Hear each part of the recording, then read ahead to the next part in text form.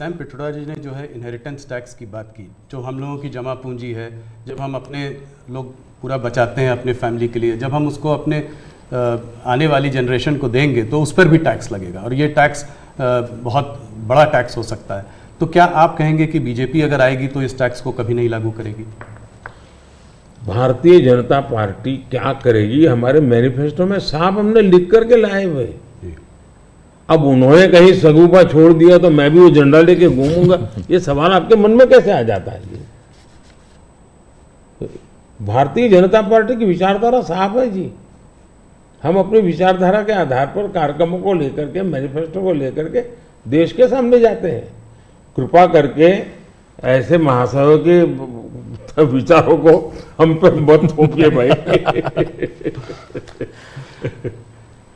मोदी जी, राहुल गांधी ने एक बात और कही है। वो कहते हैं कि जब वो सरकार अगर उनकी आएगी तो वो एक नेशनल एक्सरे कराएंगे। इसी से जुड़ा सवाल है, इसीलिए मैं पूछना चाह रहा हूँ।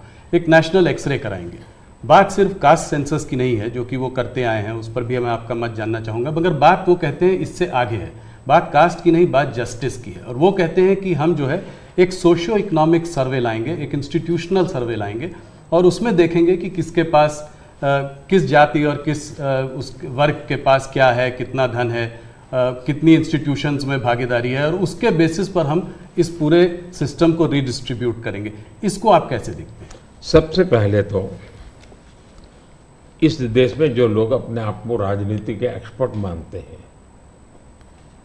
जो लोग देश के उतार चढ़ाव को बड़ी बारीकी से अध्ययन करते हैं, सबसे पहले उनका दायित्व है कि वो ऐसे लोगों को पूछे कि जिस परिस्थितियों का वर्णन आप कर रहे हो, अगर ये सही है तो 50, 60, 65 साल तो आपने राज किया भाई। ये मुसीबत के जो जन्मदाता आप हो और आपने अब तक की बर्बादी लाई क्यों? पहले उनका जवाब मांगो भाई, नंबर 1। नंबर 2, एक्सरे का मतलब क्या है जी? मतलब हर परिवार में जाना, घर घर छापा मारना, अगर किसी अनाज के डिब्बे में किसी महिला ने अपने गहने छपा के रखे हैं उसको भी एक्सरे किया जाएगा, उनके गहने ले लिए जाएंगे, जमीनों का हिसाब किताब किया जाएगा और फिर उसको रिडिस्ट्रीब्यूट करेंगे।